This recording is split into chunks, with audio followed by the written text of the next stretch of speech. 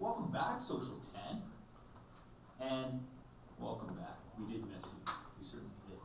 You have a key role to play in the group that we are, and your absence was noted. But today, our focus is sustainability. So in your notes, your title is Sustainability. Now logically, if our focus is sustainability, the first thing we need to do is understand, what does sustainability mean? So before we get to the outcomes listed there, I think we first need to focus on the idea of sustainability. I'm going to tell some stories, because that's what I like to do. March 2020, consumers all around North America panicked. We went to stores, we bought up toilet paper, because we understood that toilet paper is a resource needed to sustain our lifestyle. And we feared that there was going to be a shortage of toilet paper, that our supply chain might be broken. And we examined our lifestyle and said, you know what, my lifestyle needs toilet paper. I'm a little embarrassed to say I'm still using toilet paper today that I bought then. That's how much we stockpiled. We hoarded some toilet paper. Eventually you're going to need it, right? What does sustainability mean? It means having the resources in place to continue to live as you are. That is sustainability. Can we continue as we are? Do we have the resources in place? Do I have enough toilet paper? Or do I need to change my lifestyle? You know, maybe just use one ply. Maybe if it's that toilet paper that each sheet has like 3 plies, maybe you have to separate a sheet of toilet paper, a piece of toilet paper, into 3 smaller pieces. That would be a pretty bad existence. Yes? Have you watched the Office episode? Do you watch the Office? Of course. I've seen the entire series many times. When Dwight separates all the toilet paper to save money. You know, Dwight and I have a lot in common. He is an amazing person. And very frugal, right? It is frugal to do it, but sometimes it's survival. Sometimes you don't have a square to spare. And you need to adapt. Well, I made sure that we stockpiled so that my family had the resources in place to sustain our lifestyle. But eventually we would have ran out of that toilet paper. Even if I had 1,000 rolls, and let's say we only used 1 roll a week, after 1,000 weeks, we would have been out of toilet paper. Eventually we would have had to adapt. I shared this story with you already this year. Sustainability, I used to take my class down to the weight room. I'd put some of our athletes onto the treadmills, and I'd see how long can you continue to act in this way. So we put the treadmill at speed 1, and our cross-country runners would say, I could run at this level for hours. Then we'd increase it to 5, maybe increase the pitch a little bit, the slope. And eventually we have it up close to 10, the pitch as high as possible, and even our best athletes could not sustain that for more than a minute. And then when people started getting hurt, I realized that I needed another way to teach sustainability. Sustainability, how long can we continue to consume as we are, based upon the resources we have in place? How long can I continue to act like this? I'm driving my Volkswagen Beetle, and you know, it's got that 210 horsepower engine. It's a turbo. They're all turbos. I'm out on the highway. I'm somewhere safe. Okay, let's pretend it's not a highway then. I'm on a racetrack, and you know, I've got that chip. I've added some horsepower. I got that APR happening. It's all chipped out. And I'm going 180 miles an hour in my Beetle. Miles an hour. This is what's called a hypothetical story. Yeah. How long do you think that Beetle can sustain that? Well, I might be redlining my engine, or I might just run out of gas. But eventually, every car has to go into and get a pit stop, because you can't sustain that. Sustainability. If, metaphorically, this room represented all of the resources at our disposal, we would quickly find the limit to our resources and have to change our lifestyle. And what is the biosphere? It's just a bigger room. So one of the themes in this unit is the idea of sustainability.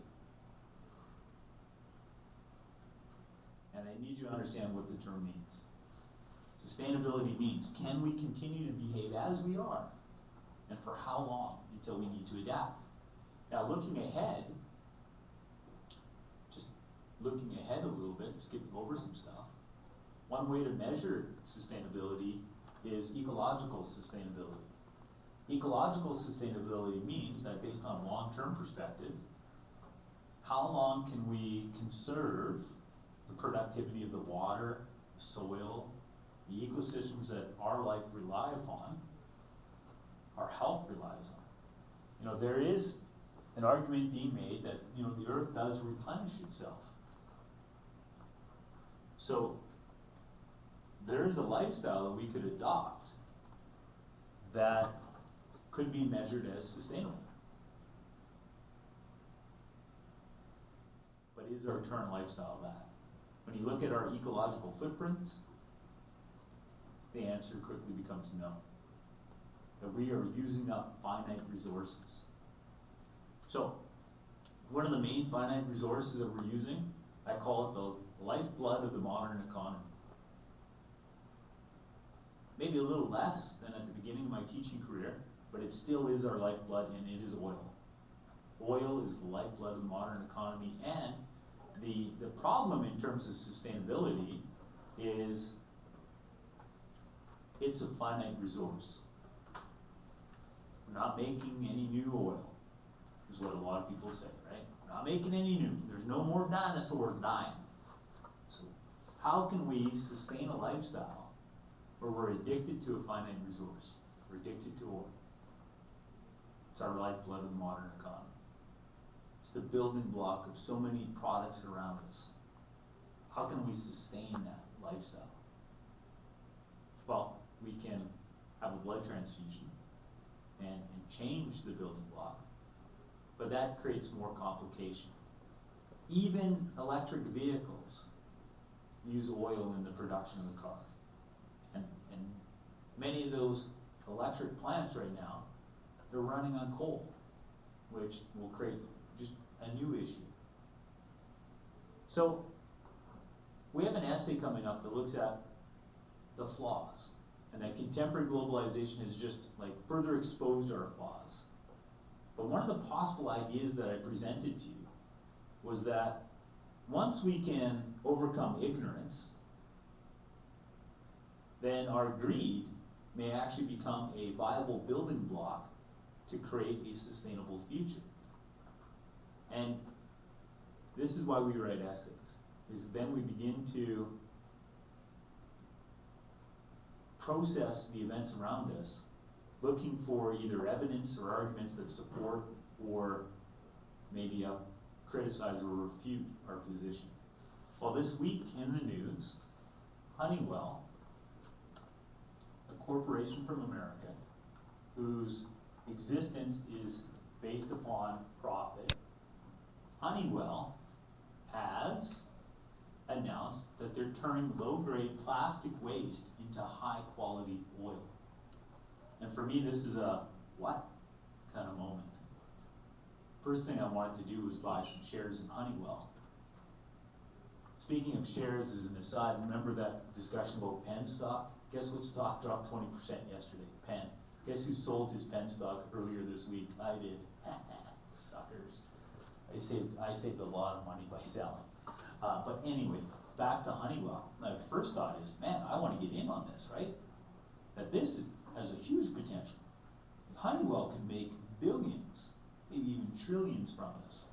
They're saying that they're going to begin to focus by turning 30,000 metric tons annually of mixed plastic trash into refinery feedstock. So then I might be like, oh man, that sounds like a lot, like 30,000 metric tons. Like, is that, in terms of market potential, is that their cap? So I wanted to do some research, right? I wanted to look into this and say, well, how many metric tons of plastic waste are out there that could potentially be turned into oil? Oil right now is about $80 a barrel. If oil is the lifeblood of a modern economy, it will retain its value into the future. And there's plastic that's literally the litter of the world, right? How much is plastic the litter of the world? Well, currently, we've entered into the plastic age. That fossils in the future will have identifier marks about this age because we're leaving so much plastic behind. Much like the Bronze Age left behind a tall tale sign that this was the Bronze Age or the Iron Age, we are changing the earth by leaving a layer of plastic in our soil, in our water. So this is how big of an era it is. We are living in the age of plastic. So I want to get some numbers to see how big of a potential profit this could be. Well, here's a picture. So those who like pictures, it's like, man, that's a lot of plastic. But you know what? The critic in me is saying, I can't see beyond that. Maybe that's exaggerated. And then there's this article in Rolling Stone, because I looked at credible sources like Rolling Stone for my information, and it's saying that we have a plastic planet and a plastic problem that the soda companies like Coca-Cola hid for decades because they wanted to keep selling their stuff in plastic. So I'm like, okay, maybe there is a lot of plastic. How much plastic is there? Well, in 2016, the world generated 242 million tons of plastic waste.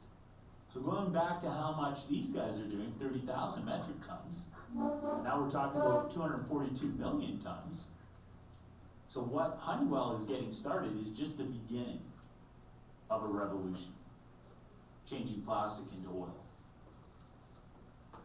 So wouldn't it have been nice to buy Apple or Google or whatever right at the beginning? Well, if Honeywell does what it could do here, it could, through greed, self-interest, profit, solve one of the problems, create a plastification of the planet based upon our gluttony.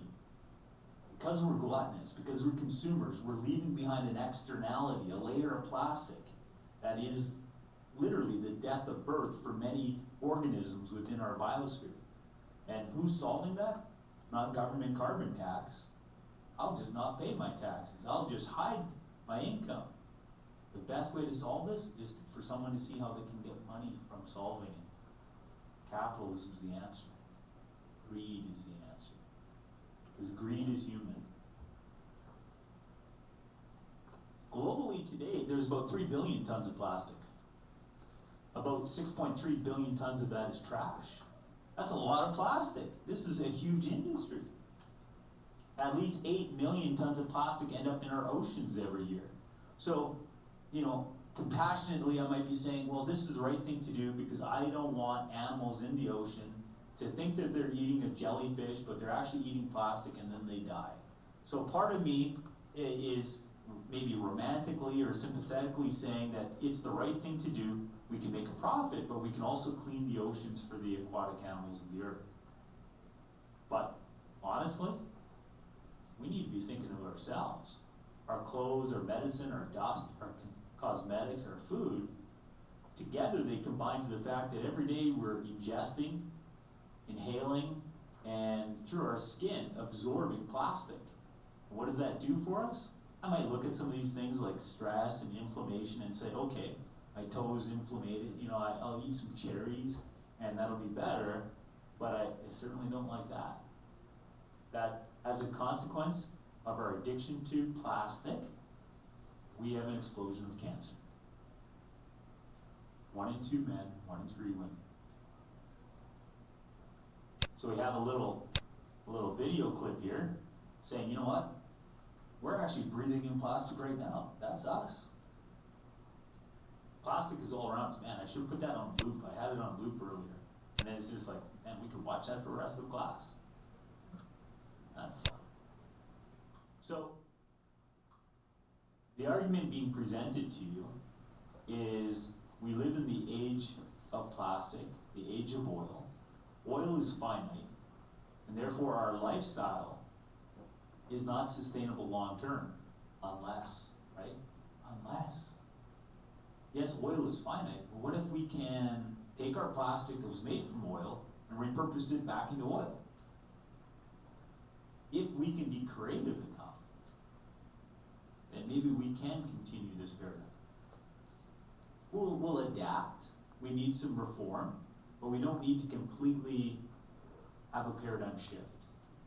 Maybe within individualism, within capitalism, there's a solution to the global challenges, like garbage, plastic. So that's kind of an introduction. Any questions about the idea of that I presented, that maybe capitalism can become the solution? That currently greed is a fatal flaw, but it could be a building block. It could be a cornerstone for a solution if only we can overcome ignorance. If we can overcome ignorance, then we can realize the negative side of what's happening. Then maybe instead of creating RBGH, Monsanto can create a more responsible, more rational product that actually addresses a global concern like Honeywell's doing, and make money in the process. They still can be profitable. Any questions about that point? The next thing that we're looking at today, first actual outcome that we see up here, is this idea of the benefits of economic globalization. So this is kind of a test, because we talked about economic globalization in September. So this is a test. How well have you been reviewing? Because remember I said, rehearsal, right? That's key to multiple choice success. You need to go back, you need to revisit your notes. So we've talked about economic globalization. In one term, now a term can be more than one word, but in one concept, right, one term, who can describe the advantage of economic globalization? What's that economic term? This is why we trade, yes. Jobs, yeah, you know, it creates employment. It's not necessarily the term I was looking for, but you're right, that economic globalization can create employment opportunities. It can also take away employment opportunities. So we might lose jobs as manufacturing jobs are sent offshore, as transnationals see cheaper labor in other countries. But there can be a net gain of jobs through trade for sure. Is it a comparative advantage? It is comparative advantage. Why does Canada trade with Ecuador, El Salvador, Nicaragua, Honduras? Because they have a comparative advantage. They can create bananas for a lot less than we do. So we buy their bananas, they buy our maple syrup, and we trade. That's the essence of globalization and global trade. So the first outcome in this lesson, benefits associated with economic globalization, that's a review. We've already talked about that. But if you can't remember things, you can go back in your notes, or there's also a quick video that you can look at. So once we get past the update, there's a video right there. Now, how can we quantify to what extent globalization has actually benefited the partners within it? This chart's attempting to do just that. It's trying to quantify. One of the words I've been pushing at you the last week and a bit is quantify. I want you to quantify your claims. I want you to provide evidence that defends your argumentation, right? So how do we quantify the claim or the observation that as countries globalize, as they involve themselves in the global village, there's a positive impact on the people of those countries? Well, here's the chart. And it breaks it down by area and by demographics, and we can see a timeline. And the suggestion here is that these areas of the world have seen a change in how many people within them are living on less than $1 or less than $2 a day. So in East Asia and the Pacific, about 81% less people in 2002 were living on less than $1 a day. So what the chart is trying to say is that in these 20 years, you see a lot of people that have more money per day.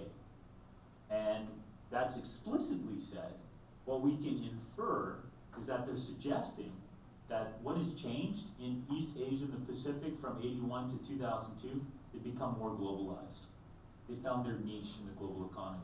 They become manufacturing centers in the world. And as a result of that, people have more money. We can also see there's an area of the world, sub-Saharan Africa, where the numbers haven't improved. They've actually gotten worse. So whereas East Asia and Pacific have globalized, lots of our products are made in that area of the world, sub-Saharan Africa is still quite isolated from the global village. They haven't found their niche, and therefore we haven't seen an improvement in their daily earnings. Now the world needs more cynics and more critics, and I want you to cynically and critically look at this source and say, what is the serious omission of it? Why is the source biased? What's missing here? There's a problem in the source. So it's suggesting that life's getting better here, here, and here, and here, because in 1981, compared to 2002, there's more people living on less than $1 a day. What's missing there?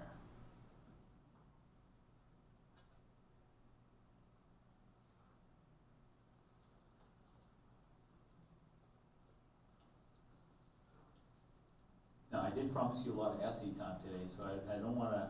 I had a teacher when I was in school, Mr. Fraser, that he would wait on this for half an hour. If we didn't know it, he'd trim his fingernails and the things would fly all over the place, so you wouldn't sit in the front row. It's kind of gross, Mr. Fraser. But what is missing here, again, because we want to get to the essay so you can work on it. The presentation, what they're presenting is that in East Asian and the Pacific, there's less people today living on less than $1 a day. Okay, and they're presenting that and saying, this means globalization is good. Okay, what are they forgetting? Well, they're forgetting that. Did I ever tell you about the time in 1980 that I went to the movies? And I went to the movies, I got a popcorn, got a chocolate bar, got those like chocolate covered almonds. They're really good. Got a pop, like a big one, got extra butter. It was like $1. Altogether? All together. Inflation. It's ignoring inflation. It's ignoring the real purchasing power of $1. So you're saying that 81% less people are living on $1. But what is $1? A 1981 dollar can purchase more based on inflation than a 2002 dollar. If the inflation rate is 4%, as it is currently in Canada, how long does it take for prices to double? Based on compound interest. You use the rule of 72. So 72 divided by 4.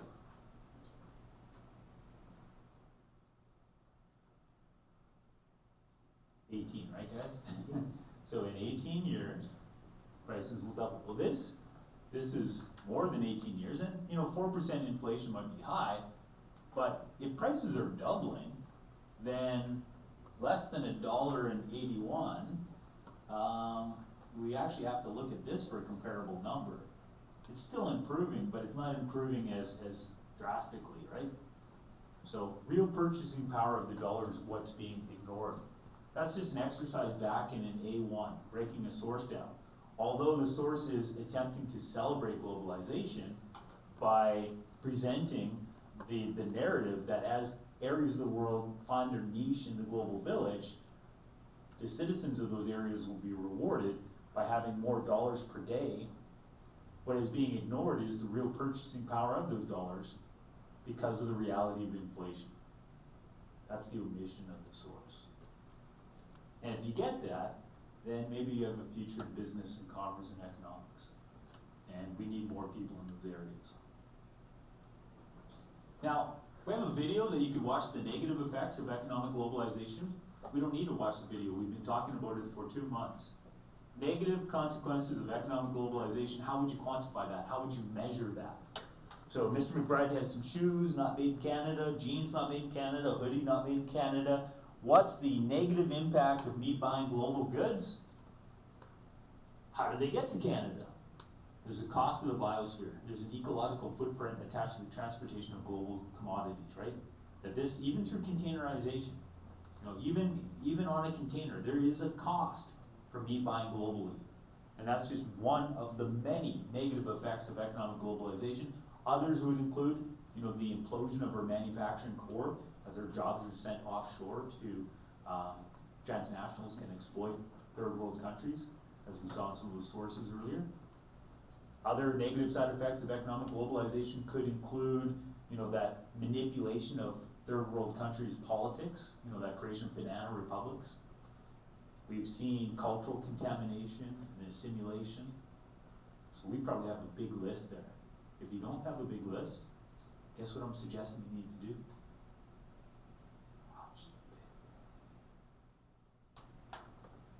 So where are we headed with this?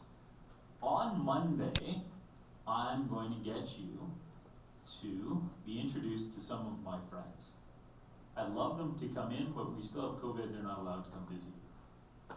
But I asked my friends, and you might not be able to get over the fact that I have friends, but I asked some friends, what should we do with Alberta's oil industry?